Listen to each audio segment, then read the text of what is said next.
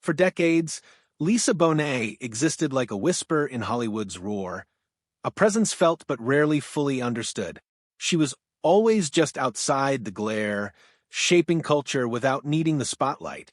But something changed after her separation from Jason Momoa, not dramatically, not with fanfare, but in a way that unsettled everyone who thought they understood her.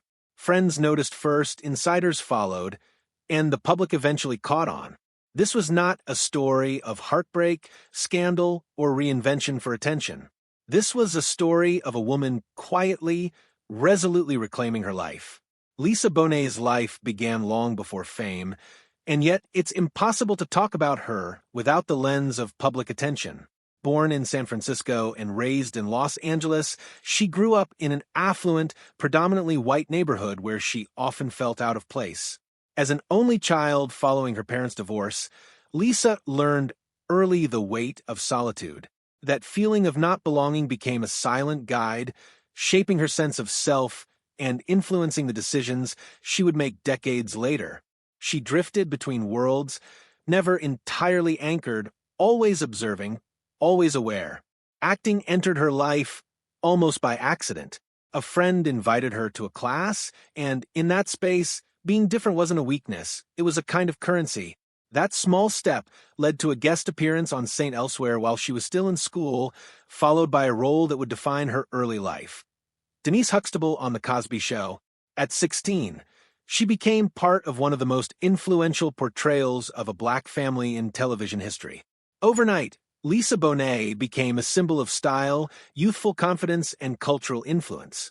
But even as the world celebrated her, she remained quietly uneasy with fame. Producers noticed it early. Marcy Carey would later reflect that Lisa would never become anyone other than herself, no matter the platform, no matter the audience. While other young actors leaned into the security of television stardom, Lisa resisted. By the time she turned 18, the gap between who she was and the public's expectations became impossible to ignore. She was still the beloved big sister, dependable and wholesome on screen, but inside, she was restless. Fame had arrived too early, too cleanly, and too easily. She knew that television's unspoken rule was simple. Once a performer became a symbol, escaping that symbol could cost everything. And Lisa Bonet was ready to test that rule. Her choice came in the form of Angel Heart, a dark, adult, psychologically heavy film that broke the image the public had so firmly attached to her. The reaction was immediate and unforgiving. Critics fixated on her body, on perceived betrayal, rather than the craft. Headlines screamed, casting her as rebellious, reckless, and even dangerous to America's collective nostalgia. But Lisa never framed it that way. For her, the decision was about growth, about claiming agency over her own life and craft, and refusing to be defined by a character she had once played. The public's disappointment was inevitable, but she didn't apologize for being herself. The consequences were swift. Around the same time, she was offered the lead in a spin-off built around Denise Huxtable. The show launched successfully, but behind the cameras, conflict simmered. When Lisa became pregnant, Hollywood's rigid rules collided with her reality. Producers debated incorporating her pregnancy into the storyline, yet the ultimate decision was firm. The character could not evolve alongside the woman playing her. For Lisa, the choice was clear. She stepped away from the show she had inspired. Public narratives painted the exit as controversial, but those close to the production understood the depth of scrutiny and pressure she faced. By age 20, Lisa Bonet was judged not only for her artistic choices, but for her body, her motherhood, and her refusal to conform. This moment marked a turning point. Hollywood labeled her unpredictable. Lisa recognized Hollywood as conditional. Once she understood that the structures she had relied upon were inflexible, she knew she could no longer participate on their terms. Motherhood arrived not as a subplot, but as a transformative force. When her daughter Zoe was born, Lisa shifted priorities intentionally. She slowed the pace of her career, not out of confusion or fear, but by choice. Interviews from that era reveal her focus, a child, introspection, and understanding herself beyond the spotlight. Her marriage to Lenny Kravitz, though intense and admired, unfolded under relentless scrutiny. When the relationship ended, the emotional toll was profound for both. Yet Lisa did not retreat in despair, she recalibrated. Moving to Topanga Canyon, she intentionally stepped away from Hollywood's machinery, surrounding herself with nature, animals, and distance from prying eyes. During this period, she legally changed her name to Leela Koi Moon, a symbolic act honoring her private identity over her public persona. This was not publicity, it was a declaration of independence from a world that had always tried to define her. Professionally, Lisa's absence was often misunderstood. But she was not disappearing, she was recalibrating. Yoga, meditation, writing, and life rooted in daily rituals became her framework. She didn't reject acting, but she rejected the notion that her worth was tied to constant visibility. When Zoe chose to live with her father for a period, Lisa supported it fully, demonstrating a recurring pattern. She prioritizes what feels right over what seems safe or socially expected. Hollywood moved on, as it always does. New faces emerged, new icons replaced the old. Lisa did not chase relevance, and yet when she returned to acting, it was on her terms, carrying a depth only withdrawal and reflection can create. The woman who returned was not the teenage icon America remembered. She was quieter, firmer, and less inclined to justify herself.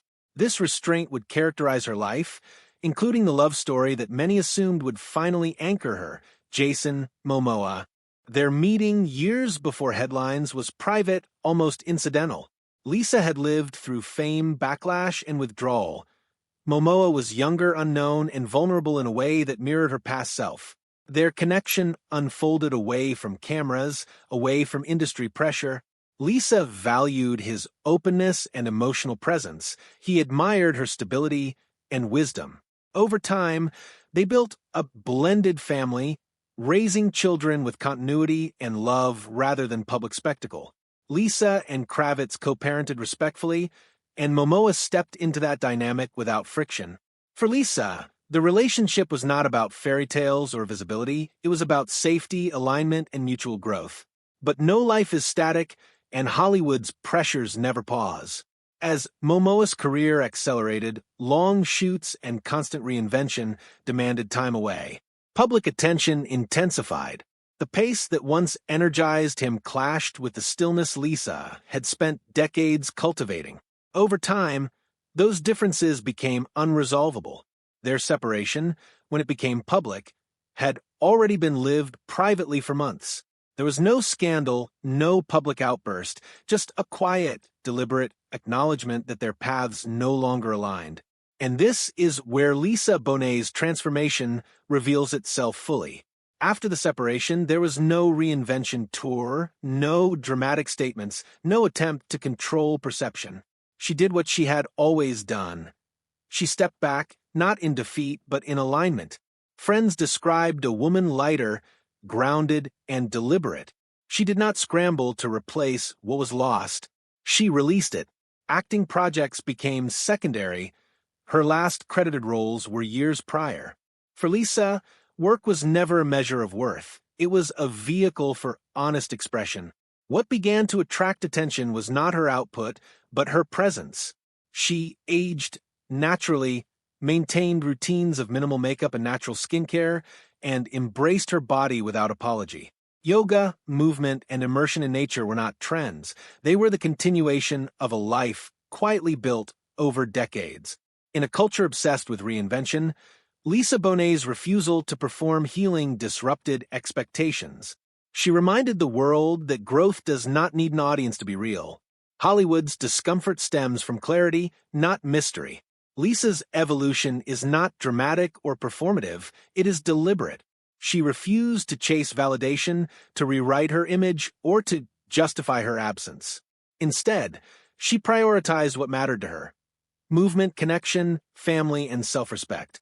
Her beauty philosophy is radical in its simplicity. Care, maintenance, presence, not correction or control. She passed this ethos to her family. When her daughter faced public scrutiny, the response was human, immediate, and honest. Lisa Bonet's journey is not about leaving Hollywood, rejecting love, or fading away. It is about refusing to live according to someone else's schedule or narrative. Her separation from Momoa did not create her transformation, it revealed it. She outgrew structures that required compromise, redefined love on her own terms, and claimed a form of presence that is unreachable to narratives demanding spectacle. That is why her life continues to unsettle. It challenges the assumption that visibility equals relevance. It shows that sometimes walking away is not retreat, it is mastery. And this is the quiet power Lisa Bonet embodies: alignment, autonomy, and integrity.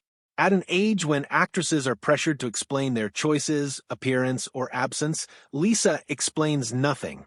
She simply lives. Natural movement, African dance, yoga, and self-directed routines guide her daily life. The rest of the world can speculate, but she remains untethered from expectation. What people misread as disappearance is actually completion, a life lived with intention, honesty, and freedom. Lisa Bonet reminds us that transformation is not always visible. It does not need to be announced or performed. It is not about reinvention for applause. It is about becoming the truest version of oneself. And in a world that craves spectacle, that quiet evolution is revolutionary. So consider this: is Lisa Bonet's change a quiet evolution or a refusal of Hollywood's rules? And can stepping away sometimes be more powerful than staying in the spotlight? She shows us that the deepest transformations are often invisible, lived fully away from the eyes of the world. In her story, there is no drama for consumption, only clarity, intention, and a mirror reflecting what it means to truly belong to oneself.